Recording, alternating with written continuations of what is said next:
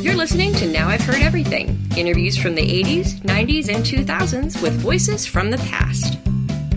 We were sitting in a bar, three guys at another table, and one guy kept looking over and he looked at me like that. Finally, he staggered on me. He says, "Say pitiful, pitiful, will you?"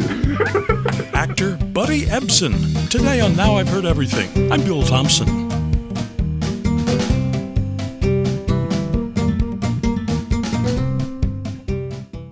Buddy Ebsen is best remembered for his iconic role as Jed Clampett in the Beverly Hillbillies, which premiered this week in 1962.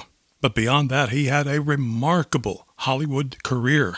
Ebsen's career spanned more than 7 decades, and his experiences offer a unique perspective on the entertainment industry. As he told in his 1994 autobiography called The Other Side of Oz, Ebsen worked with some iconic Hollywood figures ranging from Shirley Temple to Louis B. Mayer, and even some figures that weren't in Hollywood, like Al Capone. Now, you may have known that Buddy Ebsen was also the original Tin Man in The Wizard of Oz. But in this 1994 interview, he revealed some things you may not have known. And he also lets us in on the 3 questions that he says everybody would ask him. So here now, from 1994, Buddy Ebsen. Well, I tell you, I'm a scribbler. A scribbler, I guess they were always with us in the era of cavemen, while rugged other husbands were out killing tigers and bringing home the furs so the wives could have a nice coat. This guy was a chisel, and he'd hammer, and he's hammering into a rock, and he says, "Why the heck aren't you out there with the other husbands?" He says, "I'm a scribbler." So That's me, I'm a scribbler. I have to write things down. You've been keeping notes all these years? My mother, God bless her, said to me, "Son, you're going out into the world now. You're going to meet a lot of interesting people and experience a lot of interesting things. Why don't you keep some notes, because one day you will write a book." She was right. Absolutely. And there are a lot of... Well, go ahead. Yeah, she was right. I'll leave it at that. I'm just curious, maybe you talked about it in the book and I missed it. When did Christian Ebsen become Buddy Ebsen? When I was about 2, maybe. You see, my father was Christian Ebsen, and I had a maiden aunt who came to live with us in Belleville, Illinois. And there were too many Chris's and Christians, so she said, "Let's call him Buddy." So she did, and it stuck. And I have an ongoing contest with Buddy Rogers as to who is the oldest living Buddy, and I concede to him. This book you have a wealth of personalities in here, from Shirley Temple to Al Capone to Louis B. Mayer. I mean, you're a walking history book. Say that again. I want to hear that loud and clear. Yes, it's true. I was privileged to come to New York at a very colorful time, just at the end of the 20s, when, all these colorful people were still around and active, and I met a few of them and had opinions of, what they were and how they fitted into society, A job on Broadway your first day in town? Well, no. The first day I had, I rehearsed for a job as a replacement in the chorus of a show called Present Arms. And if you rehearse for 7 days, you get a contract. But I rehearsed for 6 days, and then the producer came in to look at the replacements, you see. And I towered 6 inches ahead on my head above the rest of the chorus people. And he said to Teddy Hammerstein, the stage manager, "Who's a liar that's 6 inches taller than anybody else?" And Teddy says, "He's a good type." He says, "Up from Florida." The guy says, "Get rid of him, he don't match." And there I was out on as Teddy Hammerstein, a guy. It was a cousin of Oscar's. And he led me out to this. I had a face that inspired pity, let's say. And he put his arm around me as high as he could reach and and walked me out to the curb and shook hands with me and said, "Sorry, kid," in a rough New York way. But in his hand was $2. And so when I lived on that $2 a couple of 3 days, and then finally I was down to the last quarter.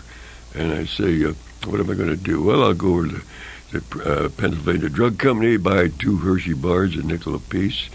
And I know a place on 8th Avenue where you get giant malteds for 10 cents. Mostly air is whipped up in there. And then I'll have a nickel subway fare. It was a nickel in those days. To go back to my pad where I was sleeping. And tomorrow, worry about tomorrow. And while I was paying for the Hershey bars, a tap on my shoulder. Now here's where the hand of God reaches into my life. Really. It turned in as Hugh McKnight, with whom I had graduated from high school in Orlando, Florida. And he said, and I quote, "What are you doing up here?" I said, "Looking for work." He said, you want a jerk soda?" And I said, "Sure." He said, "I'll go down and see Saul Fox, who was head of personnel for Pennsylvania Drugstore." I did that. 2 days later, I was jerking soda in there.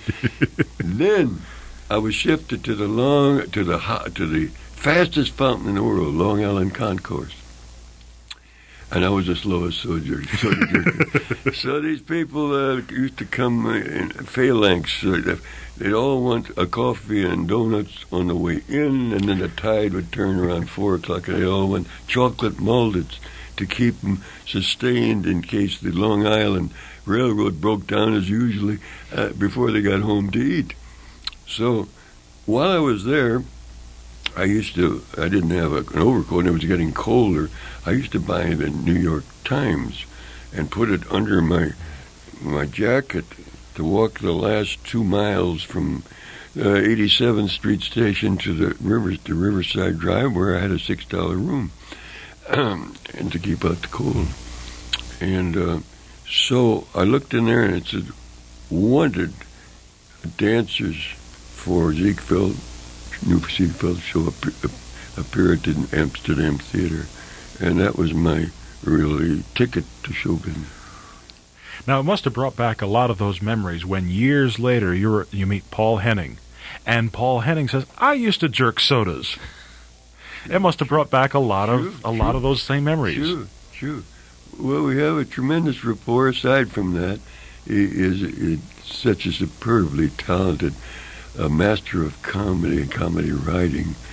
He used to fall on the floor and laugh at his own stuff. I mean, we had what you call a license to steal there, because we worked 3 days a week. On Fridays, he would come in with a new script, and we'd all sit around like a family and read the script, and he would make little notes, and at his own stuff, he would fall off the chair laughing. And so Paul Henning, in my view, is one of the greatest formally unrecognized geniuses in the business. Well, he also did Petticoat Junction, as I recall. That's true. Yeah, which also featured B. Benaderet along the way. Yeah.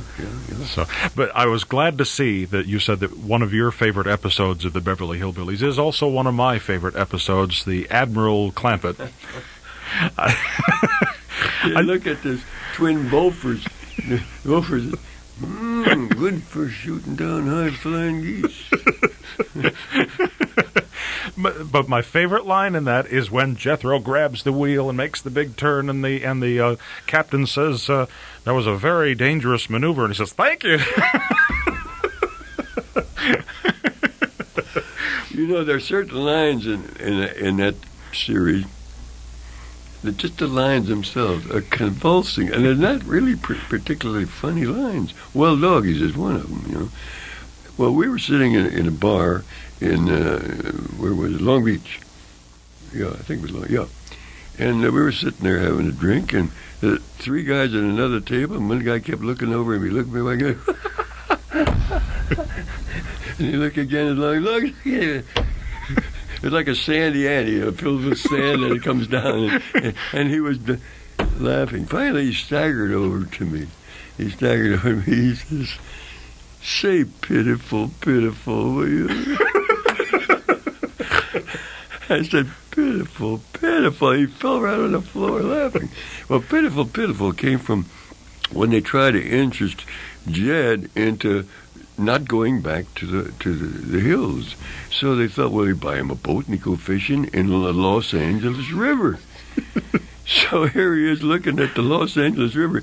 It's a trickle. It's a trickle coming down in this great big cement, cavity there. And he looks over there and he says, pitiful, pitiful. And you knew that every few episodes he would just look at Jethro and he said, I got to have a long talk with him. You got to say someday.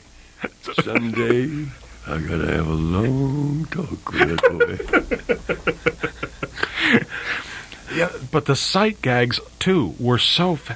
remember Granny's restaurant? And Jethro had the bar stools, and he'd give it a good spin, and it would go off like a frisbee. That still cracks me up to this day. I'm told that Sherwood Schwartz with Gilligan's Island had the same thing. He could write a script, and he would just crack himself up. I guess, if you've got that gift, you've got that gift. That's right. He had the touch. He was a genius. He is a genius. I mean, he got tired of writing. He doesn't write anymore. He goes around the world. He's been around the world this way about 6 times, and his wife takes him. He goes around the other way. Now he's going over the top. He's looking for new ways to go around the world. Something else that fascinates me about actors' autobiographies is we finally learn the roles you could have had. Now, we knew about the Tin Man, which I want to come back to in just a moment, but I had no idea that you could have been in Cocoon. Yeah, this kid, the director, Ronnie, we did a picture, the Fire on the Mountain. Mm-hmm. He was an actor. That was his last acting job. Little did I know, he was practicing on me because he had a little camcorder, you see, and he got me in. He said, tell me again about the Capone story, and he's got all that on tape. And he was practicing on me, directing. So anyway, we did this film for television, and then I got involved in Houston, Matt Houston. I was under contract to Matt Houston, and my agent called one day and said, Ronnie Howard called. Said, what do you want? He wants you for his new picture. I had to give him the bad news, which is bad news to me. So they get, what's his name to do it? Don Amici. Yeah. And God love his soul and his sense of high comedy. He said, I want to thank my mother, I want to thank my father, I want to thank my agent. I want to thank Buddy Ebsen for not being available to play the part. Now, isn't that really classic? Yeah. Wherever you are, boy. That was a big, big line. But my kids were fascinated to know that when they watch The Wizard of Oz, when the four of them are dancing down the yellow brick road toward Oz, up there, that's your voice we hear. Yeah. Well, it's very probable, because, they were looking to save money any way they could. This was $1 million picture in those days. That was a lot of money in those days. And sure, I think that, and when some of the actual visual shots at the long shots, I think they used me because when the new production man and the cutter said, "Now, what are we going to do, cutter?" He says, "Oh, hell, from this distance, you can't tell who's in the suit. Use Ebsen." Do you still find people who don't know the story of how you were the original Tin Man? Very few. And they're getting fewer every day because I'm telling it every time. No, very few. As a matter of fact, the 3 questions most asked me are, 1, how old was Granny? My answer is I never had the guts to ask her.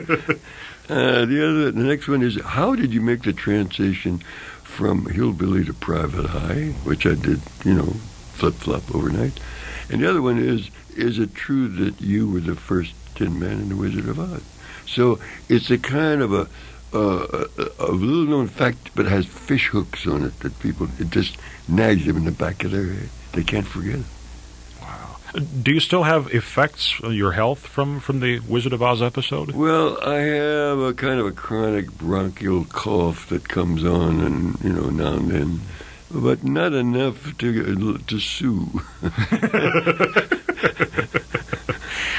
Now, if I read your book correctly, if I could cough up some aluminum dust and take it into there, that's what's doing it to me. But it's pure aluminum. You heard that. That's right. Now, if I read your book correctly, that what excited you about The Wizard of Oz initially was that it was going to be in color. I really wasn't that excited about it. No, I really wasn't. If I'd known that they had to use hotter lights for color, I'd be very unexcited about it. No, that didn't concern me, but it was going to be a super-duper blockbusting picture, and it would further my career in giant steps to be in it. And so that was a considerable loss, because the executives at MGM figured that Ebsen is malingering. He didn't like the part because we shifted him from the straw man to the Tin Man, and he just he's gold bricking. So they slammed me into a couple of B pictures to work out my contract. Now, see, that was something else that I did learn from this. I did not know that you were originally promised the Scarecrow. It's in there. You didn't read the book. I didn't know before I read the book. I see what you mean. Yeah. I thought I knew all there was to know about the Wizard of Oz. I was a Wizard of Oz scholar, but I did not know that you had been offered or had been told you were going to be the Scarecrow. That's true.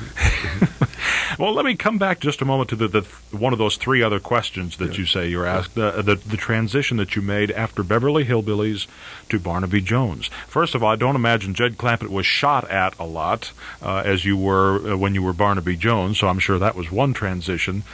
But you also said in here that one day on the Beverly Hillbillies set, you and Irene Ryan were talking, and she said something to you about that Max and Donna, this was their big shot. They hadn't been in the business that long, and they don't know the struggling that you have to go through and the pain.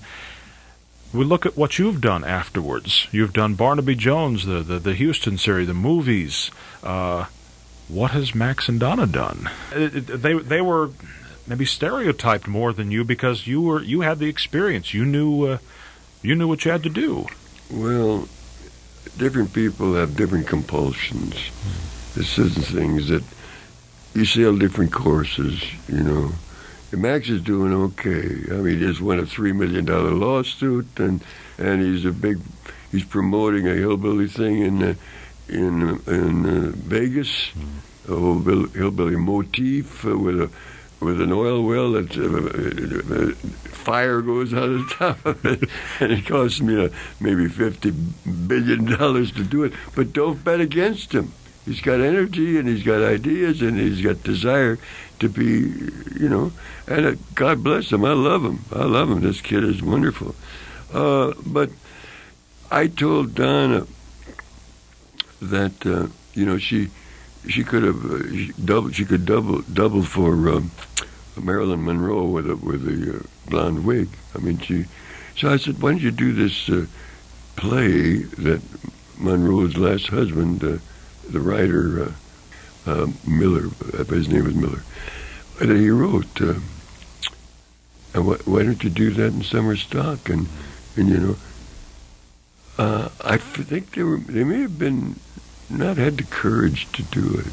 Max had some offers to play summer stock. That's where I learned. I learned to act in summer stock, because you got to be in a place where it isn't expensive to make mistakes. You see, and that's what I did. I played Real Animal. I played Elmer the Great. I played a lot of things in summer stock. Does it bother you in any way, though, that you will always be Jed Clampett to most people? Not in the least. Not in the least. We just came from Nashville. I tell you, those people adore Jed Clampett there, and it's nice to be adored.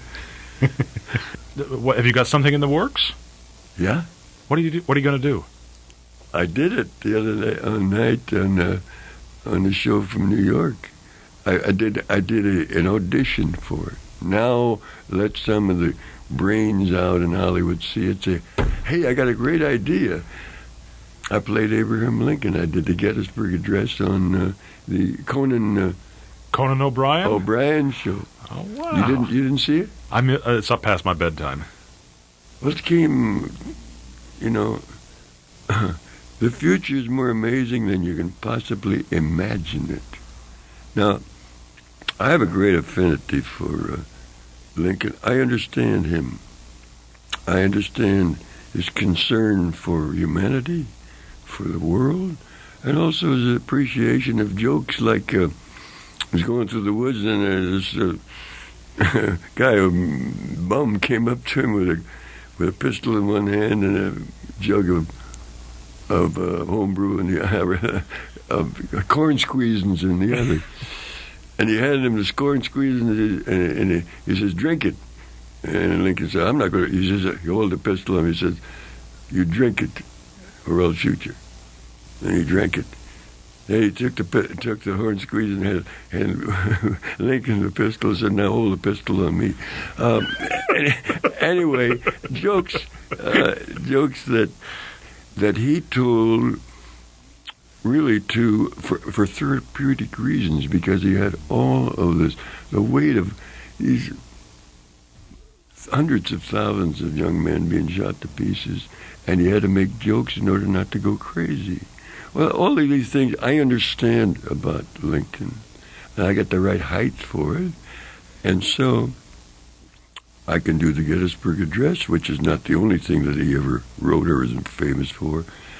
So I've got 2 scripts out that I am pushing, and one of these days I'm going to say, hey, I got a great idea. Jed Clampett as Abraham Lincoln. Now, down in night after I did Abraham Lincoln, he should be very unpopular in where were we? What? Nashville. In Nashville. People were coming up and say, hey, you did great as Abraham Lincoln, So they forgive him for what he'd done to their Granny would never have forgiven him. True. So you asked me what I'm going to do next. I'm going to do Abraham Lincoln on television.